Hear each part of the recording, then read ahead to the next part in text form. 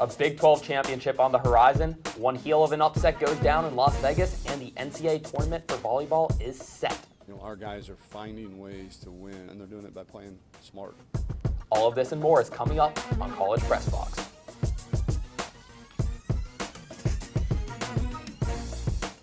Hi, welcome back to College Press Box. I am Steve Helwig, joined alongside Clark Dalton. I hope everyone had a wonderful Thanksgiving. You may have stuffed yourself with a lot of turkey and football this weekend, but we are here to serve you some more football coverage featuring a different kind of bird, a Kansas Jayhawk. This weekend, the Longhorns headed to Lawrence, Kansas for a crucial matchup that would make or break their Big 12 championship dreams. Right here in the first quarter, there was some concern about Sam Ehlinger's shoulder, but he looks just fine on this play as he finds Colin Johnson for a 26-yard touchdown strike. Then, his interception streak is broken, unfortunately, as he is intercepted by Najee Stevens-McKenzie. That was it but he bounces right back as he finds Andrew Belek out in the flat for a 5-yard touchdown, putting the Longhorns up 14-0. And then, Sam Ehlinger showing his trademark with the powerful run from 4 yards out, giving Texas an insurmountable 21-0 lead with 1:07 in the third quarter. Puka Williams helps the Jayhawks bounce back though, as he avoids one defender and then takes it to the house for a 57-yard touchdown. Maybe the Jayhawks can come back in this one after all. Peyton Bender makes a costly mistake as he is intercepted by Jeffrey McCulloch with 12:51 in the fourth quarter. This was huge as it hindered any comeback attempt. And McCulloch almost returns it for a touchdown. With 3:33 left in the fourth quarter, Bender looking for Jalen Charlotte, and he hits him with an impressive catch. However, it's too little, too late, as the Longhorns win 24-17. With the 24-17 victory, Texas clinched its way into the first ever Big 12 championship game under the modern division-less format, which came into existence last year. Their opponent, well, that would be determined Friday night in a shootout which featured 115 points. Let's cut down to Morgantown WV. Kyler Murray, Will Greer, lots of Heisman candidate action here in West Virginia, and a Big 12 championship spot on line. Will Greer, take David Sills home to the place where he belongs, and that is the end zone. David Sills gets a 7-0 lead over Oklahoma on the early going.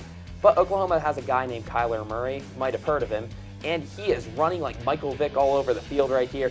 55 yards to the end zone ties things up, and we are already set for points, and more points. Will Greer this time finds his trusty receiver, David Sills, second in the FBS in touchdown receptions. That's number 15 on the season. Now down 7, Will Greer trying to make some more magic happen. Who says Oklahoma doesn't play defense? Oklahoma gets their first of 2 defensive touchdowns on the night to take a 2-score lead over the Mountaineers. West Virginia is coming back. The early third quarter, Greer bombs it. Gary Jennings burns the Oklahoma defense. We have 70 total points in the early third quarter. Oklahoma trailing. They risk it on 4th down, and the reward is given. Grant Calcaterra with a touchdown there. 4th and 5. 3-man rush, QB contained, all the time in the world. Kyler Murray can count every single point scored in this game in the backfield. Instead, he just decides to throw it to CeeDee Lamb and clinch Oklahoma another Big 12 championship appearance. This will be aiming for their 4th straight Big 12 title. Their opponent will be the Texas Longhorns. Earlier today, Tom Herman addressed the upcoming rematch against Oklahoma. Here's Cameron Parker with more. For the first time since 1903, Texas and Oklahoma will meet for a second time in one season, this time in the Big 12 championship game. This is not the Red River Showdown. That was played in October. That one's played in the Cotton Bowl. That one's played for the Golden Hat, and that one is over. Our motivation, I would hope, playing in the conference championship game would be the same were it any other opponent. I think our team believes that and buys into that. While Texas defeated Oklahoma 48-45 in the first matchup, Tom Herman is confident in Texas' ability to win in another shootout. There's been plenty of distance since that game. I think too that we both our teams have evolved into a little bit different teams than what played in October, and our offense is designed to score at least one more point than our opponent, and whatever it takes to do that, we'll be ready to do. We now welcome football analysts Bailey Wald and Nick Kuholtz to break down the matchups in the conference championship game. Bailey, looking at the quarterback position, you have two great players, with Sam Ehlinger having a breakout season with 34 touchdowns and 4 interceptions, while Kyler Murray is a top Heisman contender. So two incredible players, but who are you giving the edge to? This one is very clearly Kyler Murray. Ehlinger has had a good season so far, and we have seen him improve, but he really doesn't compare to Murray. As far as passing, Murray's completion percentage is 70%, and Ehlinger isn't far behind at 64%, but Murray has successfully thrown over 1,000 yards more than Ehlinger so far this season. Murray is consistently throwing 3 to 4 touchdowns in the majority of his games, and there were even 4 against Texas when they lost, where Ehlinger has only had 1 to 2 in most of his games, and that just won't beat OU. Murray has thrown 7 interceptions this season, where Ehlinger has only had 4, but the Texas defense really could use that.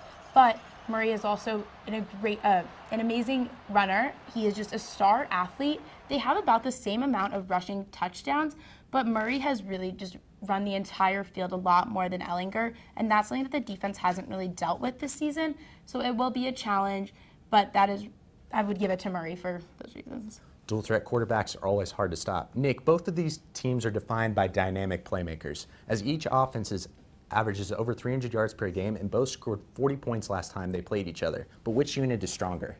Well, starting with the wide receivers first, both teams rely on 2 main guys as far as their offense goes. Lil Jordan Humphrey for Texas, we know he's had a breakout season in his junior year on campus. 72 catches, over 1,000 yards, and 8 touchdowns. You mix that with 6'6" Colin Johnson. Sam Ehlinger has 2 elite guys he can throw to, but OU's wideouts are just as explosive. Their number 2 guy, CD Lamb, over 900, almost 900 yards receiving and 9 scores. And then, of course, one of the best receivers in the entire nation, Marquise Hollywood Brown, over 1,200 yards receiving. He's found the end zone 11 times. You mix that with CD Lamb's 9 touchdowns, 20 just combined between those 2 receivers. I'll give OU the slight edge. But they're looking at the running backs as well. Trey Sermon for Oklahoma, 6.3 yards per carry, 863 yards on the year with 11 touchdowns. And Kennedy Brooks won Newcomer of the Week for the Big 12, leads the country in yards per carry with 9.6, 12 touchdowns, 993 yards, didn't even play in 3 games. I think Trey Watson and Keontae Ingram have been fine for Texas. They've done their job and they've managed the offense as far as their role goes.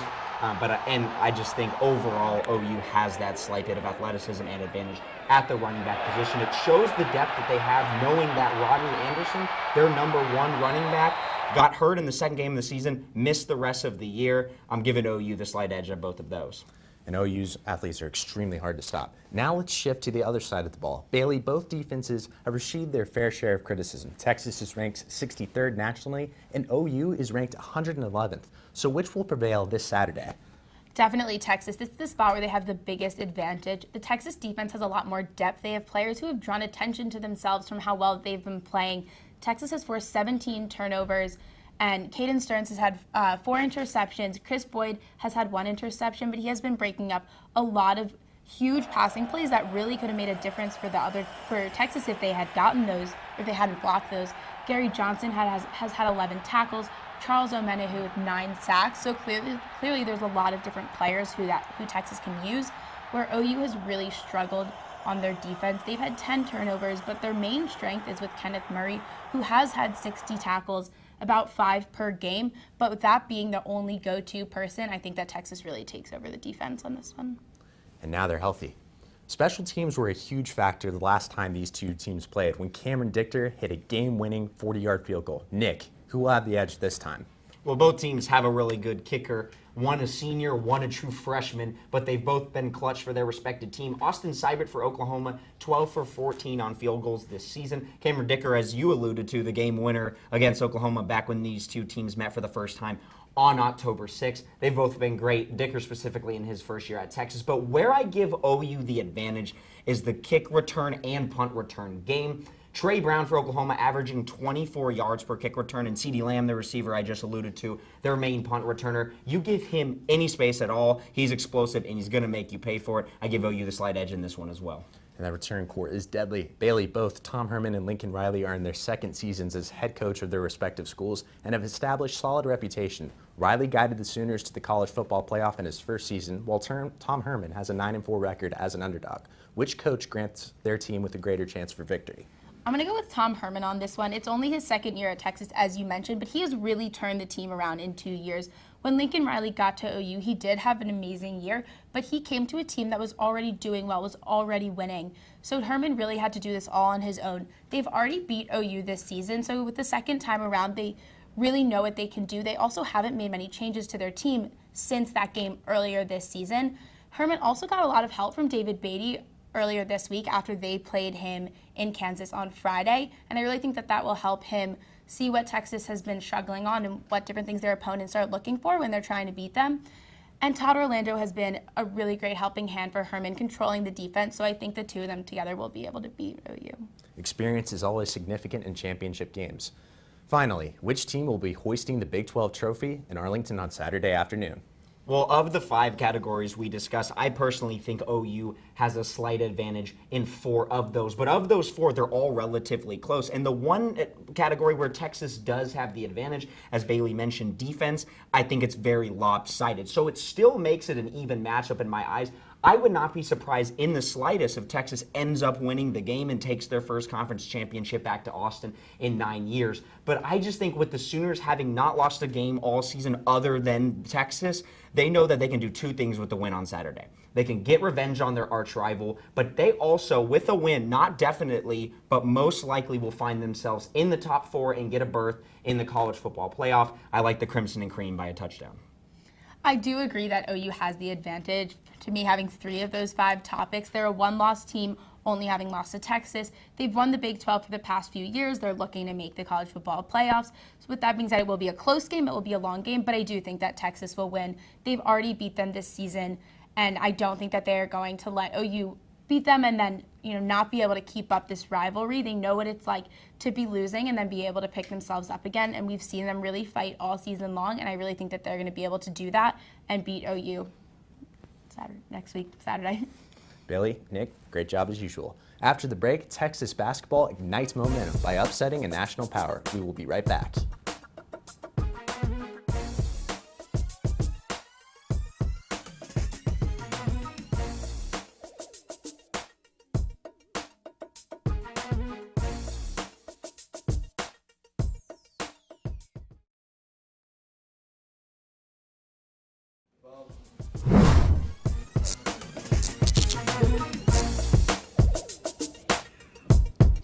What happens in Vegas usually stays in Vegas, but in this case, we felt the need to discuss it here in Austin, Texas. 2 undefeated teams, the Texas Longhorns and the North Carolina Tar Heels, collided on the hardwood in the Continental Tire Las Vegas Invitational.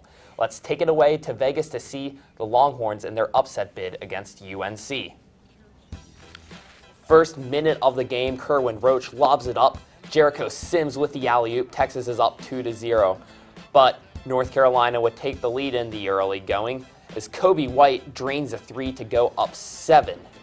Later, Kerwin Roach resumes the role as a distributor, this time to Dylan Osikowski, pump fakes, swishes a 3, and the Longhorns go into the half up 1, 43-42. Later on, Kerwin Roach brings the yams and the stuffing to Thanksgiving dinner, posterizing UNC.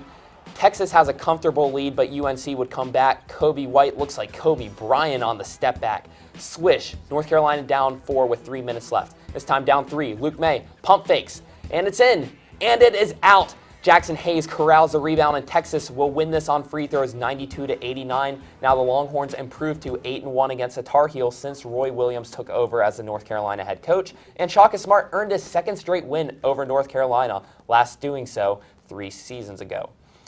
And he'd have to follow it up, though, with another top-ranked team in less than 24 hours later in Vegas. Take it away, Clark. After the monumental win, Texas had to face Tom Izzo and the rugged Michigan State Spartans, who were trying to bolster their number 11 ranking. And as you can see on this play, it looks like Michigan State's going to get an easy layup until Kerwin Roach with the steal, and he's racing up court, hitting Matt Coleman in the corner, giving Texas the first lead of the game. With 15-10 in the first half, Michigan State would try to get some momentum back with the fake inside and a strong dunk. However, Kerwin Roach continues to improve with a long 3-point bomb. And then Jackson Hayes with the monstrous dunk, showing off his athleticism. This is when things began to turn, however, as Michigan State gets a block and hits a 3-pointer to pull within 5. with 19 minutes left in the second half. And Michigan State would continue to build upon that momentum with another dunk with 6:02 in the second half, giving them a 9-point lead, and then a three-pointer, giving them a 12-point lead, and the Texas Longhorns would fall, unfortunately, 78-68. Obviously, consistency is something that all teams at this time of year are working towards. We've got a long way to go in that regard, but I think for our guys, the point I've been making to them is, can you overcome whatever circumstances you get hit with over the course of the game? Our guys are going to have to do a good job handling the fact that, okay, yeah, some people think that you're better now than they thought you were several days ago, but that really doesn't change anything. Hi, we're discussing what went down in Vegas. I am joined by Zach Leff, and you will not find too many people that are more of experts on college basketball than Zach. Now, Texas, they beat North Carolina, but they lost that heartbreaker to Michigan State after having the early lead. What do you think the Longhorns proved in Vegas? Well, what they proved is they compete with any team in the country. You beat a UNC team that is ranked top 10, and then you lose to a Michigan State team who only lost was to Kansas. Super impressive weekend for the Longhorns. They got ranked nationally at number 17 in the AP poll, and that was after not even really being considered to be ranked a week before. For this team, they were vastly underrated coming into the year, and this was due to the idea that they didn't have an elite one-and-done player like a Mo Bamba or Jared Allen, so they didn't know these players. But when it comes to this weekend, the breakout stars had to be Kerwin Roach and Jackson Hayes. Kerwin Roach having a career night against UNC, 32 points with monster dunks that highlighted the crowd. And then you have Jackson Hayes. He's part of this bench trio of Hayes, Elijah Long, and Courtney Ramey, who bring the energy, and Hayes brought a lot of energy defensively and offensively. Ultimately, Vegas was a confidence boost for this team because they have some tough non-conference games against Purdue and VCU coming up in the future. You touched a lot on Kerwin Roach. He's the only senior on this team that was there during Shaka Smart's first year. 32 points, a career high against North Carolina. Also had the double-double and a buzzer beater in the Arkansas game earlier this year. Now, do you think that Roach, who's shown a little inconsistency in the past, do you think he can develop to be a more consistent star that Texas will need to count on this season? Yes, Kerwin Roach, 100% could be more consistent for Texas this year. Kerwin Roach, what he did, his improvement over the years has been incredible. He started out as an athlete at Texas. They just saw the highlights and the dunks, and they were like, okay, Kerwin Roach is going to be the athlete for us. But then when it comes to his senior year, he's now an NBA caliber player who tested the waters last year. Kerwin Roach has shown massive improvement. And right now his numbers for the first 5 games are very identical to the numbers that he had last year, which are super impressive numbers. I can only see them going up. So the consistency concerns for Kerwin Roach came this weekend because you play a North Carolina team, you shoot 12, 15, 80% from the field. He was unbelievable. But then the next night he goes against Michigan State, 4 of 14 from the field, and that's usually due to poor shot selection. He sometimes has the 4 shots late in the shot clock, and that's something we'll touch on later. But for Kerwin Roach, he will be the guy, the go-to scorer for this Longhorns team, and when the big moments are here, his number is going to be called for the Longhorns by Shaka Smart. Very consistent defensive player. Sometimes the offense does show those inconsistencies, though. And now, they beat North Carolina, but the team struggled against Michigan State. So there's definitely room for improvement going forward. Where exactly would you put that improvement in the areas? Exactly. So at UNC, they played almost a perfect game, but the Michigan State game showed the flaws of this team. They have offensive and defensive flaws, and ultimately this team will be made through the guard play of Kerwin Roach, Elijah Long, Courtney Ramey, and Matt Coleman. They will be the make and break players for this team this season. So when we hit the offensive side, in the first 5 games, they are just launching the 3 ball, it looks like right now. They are either going to win the game by the 3 or lose the game by the 3. And that showed in the UNC game. They made 45%, which is incredible. But then against Michigan State, that 26% from 3 really hurt them. And this is ultimately due to the fact they need to take better shots earlier in the clock and shot selection. Either the Longhorns need to work on that 3 ball, or they need to change their plan offensively. And what I really liked in that UNC game was the transition game. When Roach and Coleman are pushing the ball and hitting Hayes and Sims for dunks, they look just as good as anybody in the Big 12. And then when it comes to the defensive side, there's 2 points. The first point is defending the opponent's guards. Kobe White and Winston and Langford for Michigan State torched Texas this weekend with a 3-point ball, and that brings us to the second point of the pick and roll defense. They need to make sure to hedge on those screens because they weren't hedging, ultimately leading to wide open threes for Michigan State, which killed Texas in that second half and ultimately led to the Michigan State comeback. So for Texas, they need to clean this up before a Big 12 competition because the Big 12 this year is not an easy conference with no games where you can just mark a W off on the schedule. Well, you mentioned room for improvement, but it is clear that Texas has already improved some because this morning they checked in at number 17 in the AP poll. That's their highest ranking of the Shaka Smart era and their first time checking into the poll in 2 years. With the Longhorns returning to Austin for a 6-game homestand to conclude 2018, now is the perfect time to purchase the big ticket in wake of Texas's basketball game against Radford this Friday. You can watch all Texas sporting events live in person, from basketball to volleyball, just everything else the Longhorns have to offer. It is a great deal. And another one of those sports includes Texas women's basketball. They're currently undefeated, and they're ranked 10th in the nation. We'll come back to discuss Texas women's basketball, how they went from barely surviving to thriving in a span of 2 days, and the volleyball team going into the tournament.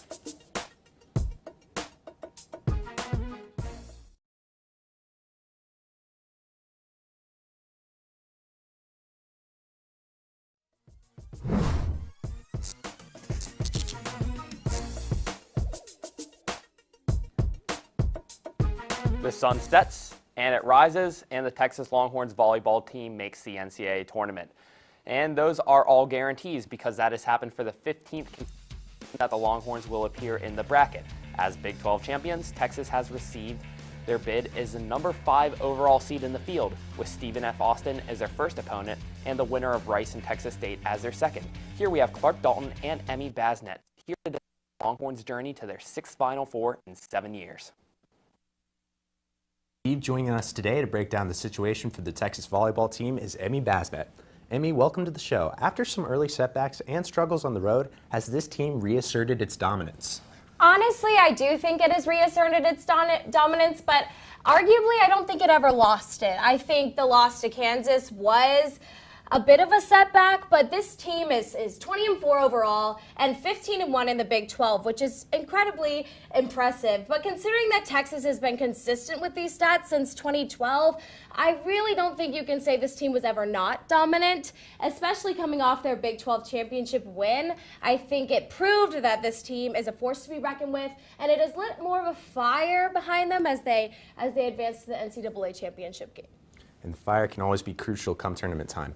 Despite winning 10 straight matches and the 3rd highest RPI rating, the Texas was denied a top 4 seed. Do you agree with this number 4-5 seeding? I mean, you have to look at the teams ahead of Texas. You have Stanford at number 1. You have Minnesota, Illinois, BYU. And yes, some of these teams have lost more games than Texas, but you have to look at the teams they're playing. They're playing really high-ranked teams. And the Big 10 is a super competitive conference, whereas the Big 12 isn't as competitive. Number 5 seed, I do think it's a little disappointing, but I think it's where Texas should be, especially since last year they were seeded at number 6. This is a better seed than last year, which is an improvement. A number 4 seed could have happened if we hadn't had lost to Kansas, but at the end of the day, we did an unranked opponent in the Big 12, which set us back a lot. But I don't think 5 is truly that bad, and going into this tournament, I think it's a good place to be. Yeah, that Kansas loss was costly. Last year, this team was 1 game away from the Final Four. How will they fare this year?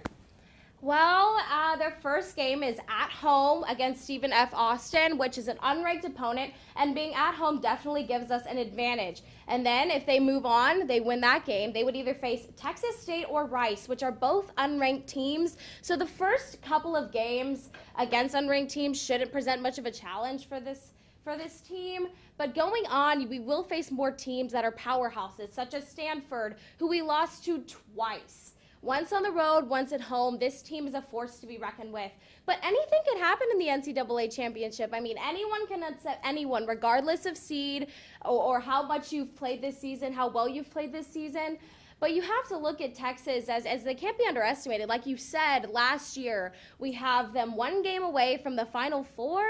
Man, this team is not to be underestimated. Many experts say that Texas is a team that you have to watch out for, especially as we continue to win, if that's how it goes, since the first couple of games, like I said, don't present much of a challenge.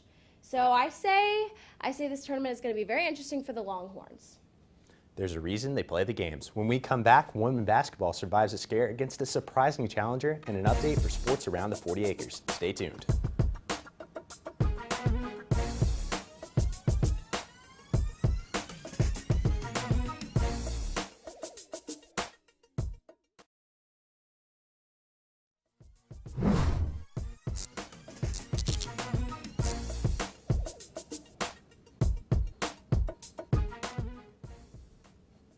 Welcome back to College Press Box. Women's basketball clinched a Gulf Coast Showcase crown as they edged by Quinnipiac 56-55, defeated Michigan 69-52, and dominated Fordham 72-54. Jatari White was the leading scorer, averaging 15 points per game. We're going to see some more women's basketball later this week as the team takes on UTSA this Wednesday at 11 a.m. We'll see more Longhorn sports action as the men's basketball team is going to play Radford on Friday. And with volleyball in the tournament, we're going to see a Thursday game against Stephen F. Austin, and they'll potentially play again this weekend, the winner of Rice and Texas State. But the biggest game of them all on Saturday is the Big 12 Football Conference Championship against Oklahoma. Texas will aim to beat Oklahoma for the second time this season in Jerry World in Arlington, Texas. Today, North Carolina named Mack Brown as its new head football coach. The former Longhorn head coach will go back to where he coached from 1988 to 1977. Brown hasn't coached since the 2013 season at UT, where he went 8-5. We'll have an action-packed weekend, but thank you so much for tuning in tonight. Don't forget to like TSTV Sports on Facebook, follow TSTV Sports on Twitter, subscribe to their channel on YouTube, or tune in to College Crossfire to catch some Big 12 championship debate this Wednesday. You won't want to miss any of it. Until then, this is Clark Dalton. I'm Steve Helwick. Have a stellar night.